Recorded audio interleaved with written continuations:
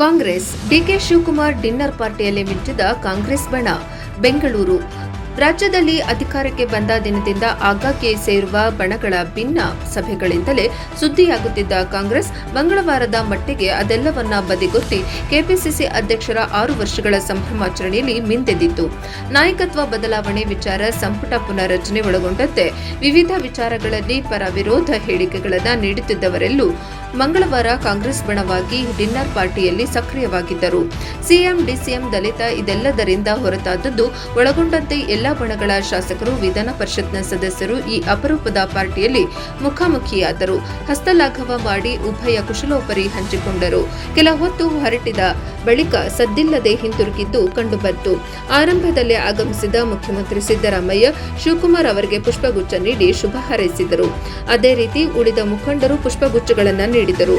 1.5 ಗಂಟೆಗೂ ಹೆಚ್ಚು ಕಾಲ ಈ ಔತಣಕೂಟದಲ್ಲಿ ಮುಖ್ಯಮಂತ್ರಿಗಳು ಹಾಜರಿದ್ದರು. ಅವರಿಗೆ ಆಪ್ತ ವಲಯವೂ ಸಾಥ್ ನೀಡಿತು.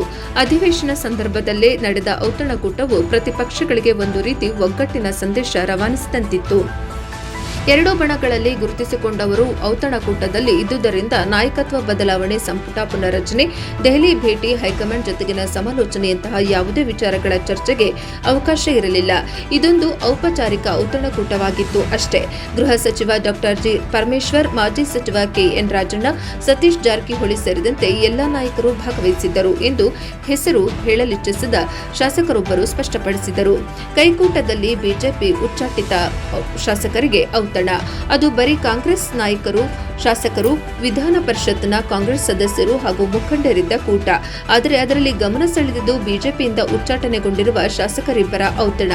ಬಿಜೆಪಿಯ ಉಚ್ಚಾಟಿತನ ಶಾಸಕರಾದ ಎಸ್ಟಿ ಸೋಮಶೇಖರ್ ಮತ್ತು ಶಿವರಾಮ್ ಹೆಬ್ಬಾರ್ ಕೆಪಿಸಿಸಿ ಅಧ್ಯಕ್ಷರ 6 ವರ್ಷಗಳ ಸಂಭ್ರಮಾಚರಣೆಯಲ್ಲಿ ಸಕ್ರಿಯವಾಗಿ ಭಾಗವಹಿಸಿದರು.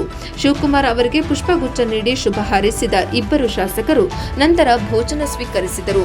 ಈ ಹಿಂದೆ ಬೆಳಗಾವಿ ಅಧಿವೇಶನ ಸಂದರ್ಭದಲ್ಲಿ ನಡೆದ ಕಾಂಗ್ರೆಸ್ ಶಾಸಕಾಂಗ ಪಕ್ಷದ ಸಭೆಯಲ್ಲೂ ಈ ಇಬ್ಬರು ಶಾಸಕರು ಭಾಗವಹಿಸಿದ್ದರು. ಇಂದು ಮತ್ತೆ ಸೇರಲಿರುವ ಕೈ ಶಾಸಕರು.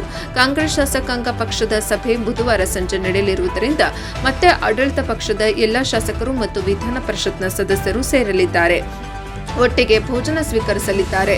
ಸಭೆಯಲ್ಲಿ ಶಾಸಕರು ಅಭಿವೃದ್ಧಿಗೆ ಅನುದಾನ, ಅಧಿವೇಶನದಲ್ಲಿ ಬಜೆಟ್ ಕುರಿತು ಸಮರ್ಥನೆ ಮತ್ತಿತರ ಚರ್ಚೆಗಳು ಆಗುವ ಸಾಧ್ಯತೆ ಇದೆ ಎನ್ನಲಾಗಿದೆ.